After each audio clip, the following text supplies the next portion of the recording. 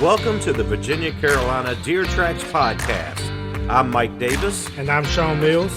And we're here to talk about everything real estate and the great outdoors in both Virginia and North Carolina. Thanks for tuning in. All right, everybody, welcome back to another edition of the latest and greatest podcast of Virginia Carolina Deer Tracks Podcast. That's us. Yeah, that's us. I'm Mike Davis. Sean Mills over here. The other half of us. And it's been a while, by the way. It has. It's been a minute. And we do apologize for that. But yep, it's my fault. His fault. Yeah, we're going to go with that. It's his fault. Yeah. But part of it has been because it's turkey season. And we've been doing turkey stuff. That's my favorite. When you say turkey season, I just get excited. He is. He's like a little kid. Did you hear a crow? Wait a minute. I'm sorry. I forgot. All right. So we're going to talk about some turkey stuff today, aren't we? Yes, sir. We're going to talk about your big hunt. Our big hunt. Yes. We're going to talk about our big hunt. Yep. Before we get started, I think it's important to point out that this is the third or fourth take of this. Yes. We've had trouble getting out of the gates. Technical difficulties. We had to enlist the help of our friends at Buffalo Trace to kind of even things out. Yes, sir. So, cheers, my friend. Look, and talking about evening things out, I just can't help but notice something here. Hold on. All right, now we're good. And I totally lowered that when you walked out of the room. I was hoping you wouldn't notice. All right. Let's get serious here for a second. So, let's talk turkey. So, for those of you who have not been listening to the podcast, and for the 3 or 4 of you that have, we appreciate you. Thank you. But we've been talking ever since last year. Sean's been getting me back into turkey hunting, and part of that was, hey man, I'm gonna call you in a bird. So we did go a couple times last year. Mm-hmm. We just didn't have the success. So this year we were going to hit it like gangbusters. And opening morning, we had a plan. Yes, sir. Something that changes though is Mike was very nice to invite me over there deer hunting this season and put me to his place that he calls Turkey Ridge. Well, Turkey Ridge. I understand why. That's where I killed my 10-pointer. And before I killed that 10-pointer, a group of turkeys came in and roosted right in front of me. And if I had to count, I would probably say 30. I mean, all I could hear was turkeys. I couldn't hear squirrels. I couldn't hear deer walking. I heard turkeys chattering. And so, I was ready for turkey season. Now turkey season's here. Of course, I'm ready for deer season. But that's right. That's the way it works. That's right. Full disclaimer, because I know Ronnie Linhart's out there listening. About 3. It's not my farm. It's Ronnie Linhart's farm. My father-in-law. It's a beautiful place. Thank you for letting us hunt. We're going to have a thank you note at the end of this podcast, I think, somewhere in there, because I appreciate it. I'll tell you that. Now he has to put up with this guy. Right. I mean, that's his son-in-law. It's stressful. It's stressful. Now, I do try to get him to come with us. Yeah, because he actually loves turkey hunting, but he is very busy and wrapped up with farming and getting ready for the season and all the stuff that Mike's he's got to. Food plots. That's right. That's right. So it's I'm jealous. What in the world? Yeah. I got some land not far from there. I would love to. I mean, if he would help me, that would be great. That's another episode. Maybe even the next episode. But let's go back to Turkey Ridge. Opening morning. Sean even remembered to bring his gun this time. Yep. Last time I forgot my gun. Right. I was kidding. You really did forget. Anybody that knows me knows that's typical. I mean, right. So we go out to the opening of this big field that's kind of above the area we call Turkey Ridge. Mm-hmm. And, we're listening, right? So we finally, after just a couple minutes there, we kind of heard our first gobble. Mm-hmm. And it was in the area we were looking to go. And by the way, me and Mike I am deaf. I think I could actually have a license plate and everything because I cannot hear.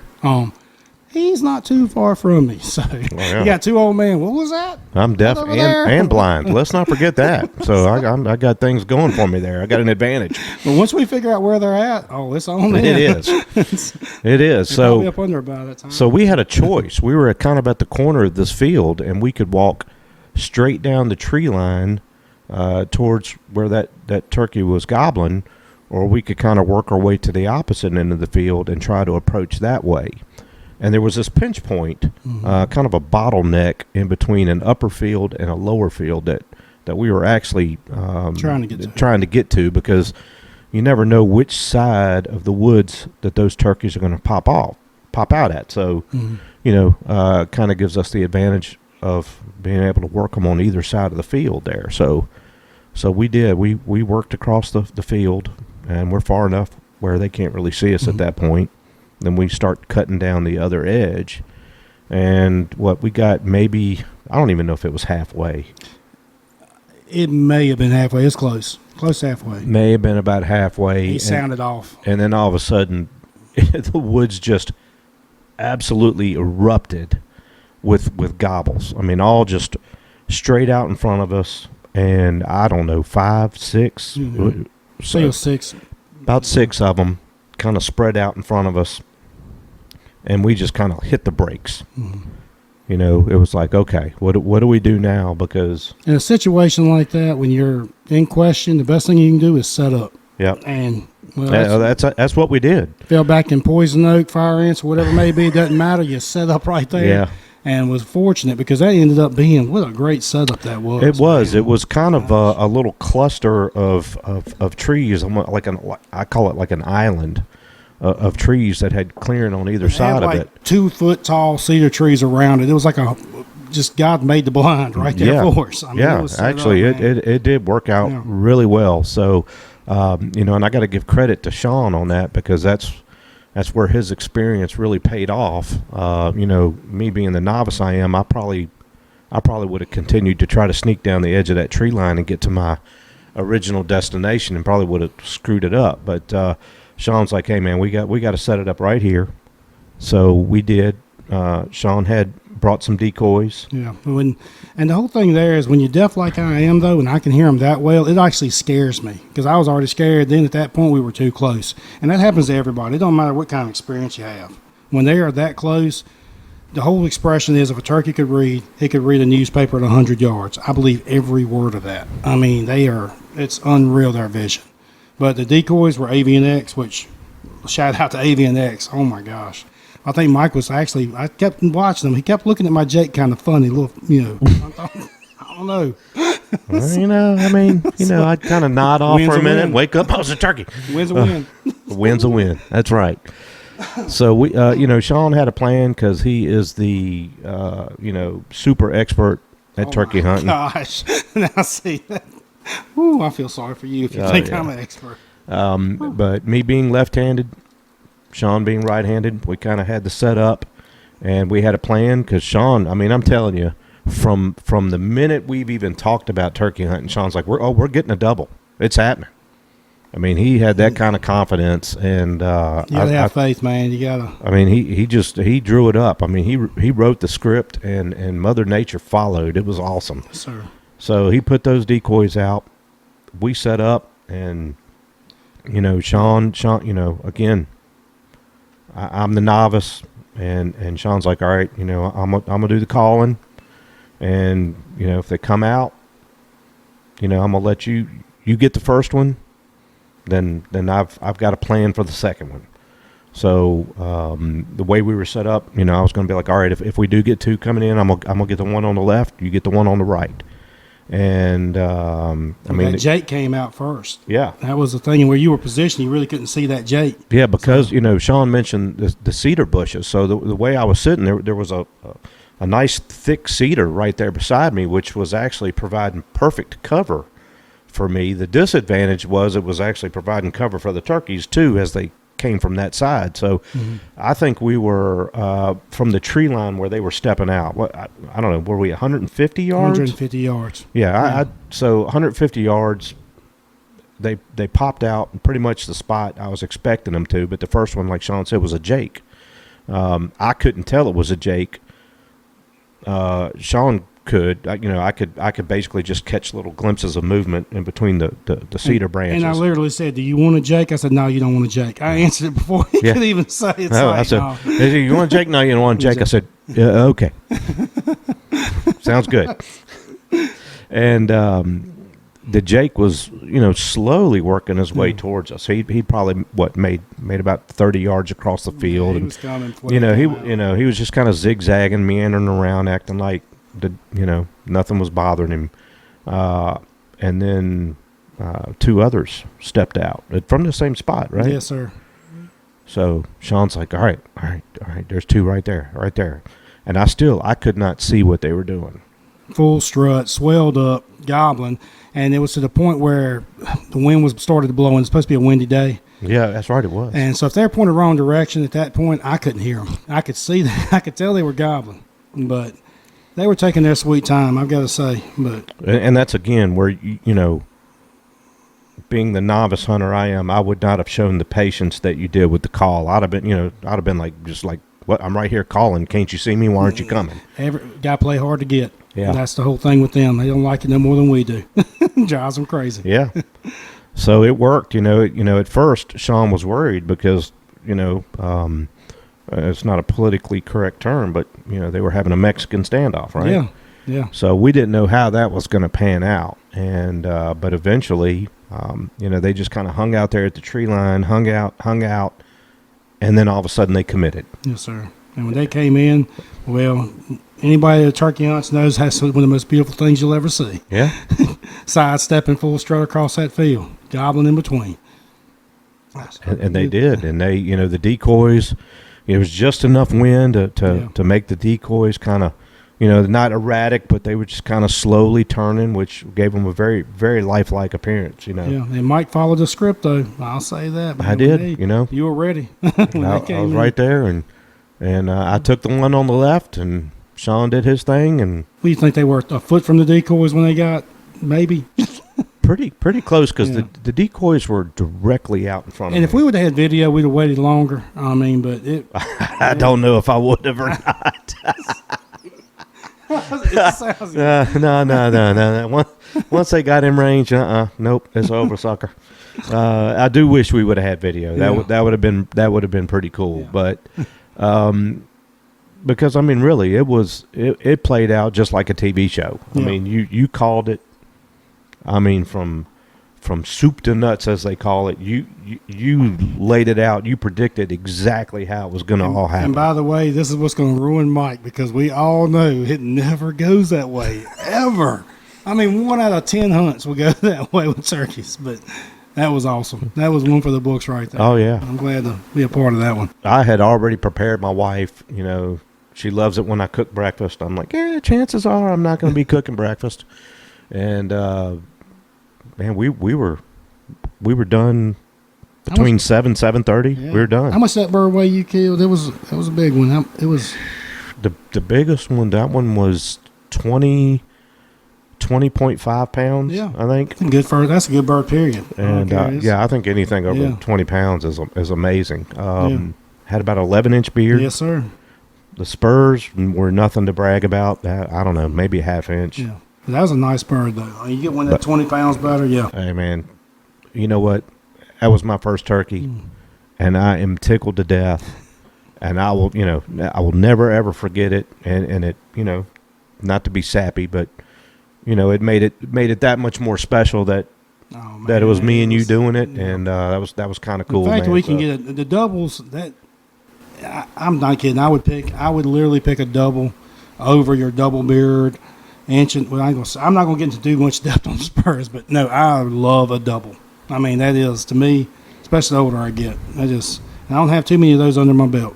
I wish I did, but that's awesome. Yeah, man. So it was over just as quick as it started. Yeah. And at least for me, the rest of the season hasn't gone quite as well as that. So you're right. It did set a terrible precedent. What have you done? But we did go. We went 2 more times after that. We went together. I think so. I think it was 2 more times. And just didn't. we just never had that magical morning like we did on opening. Yeah. You know, the next time, I mean, obviously there were six birds gobbling, so there were more birds to be gotten. Yeah. So we went back to the well house maybe too many times, but you know, the next time we went, we just never heard anything gobbling on that ridge. So we went deeper into the farm. We had several spots on that one, man. That was a tough morning. It was, and we did a lot of walking. Yeah, yes, we did. But we went down, and I mean, Lord knows, we jumped deer, and we did see some other turkey. They saw us first, which was unfortunate, and then we kind of worked our way back around, coming up the creek bottom to that lower field, and we did see a bird. Mm-hmm. We did see a bird. He wasn't gobbling, but he was in the field strutting by himself. Yeah. So we tried to set up on him, and man, he just wasn't cooperating at all. Yeah. But you did have a coyote try to sneak in on you. I forgot about that one. Yeah.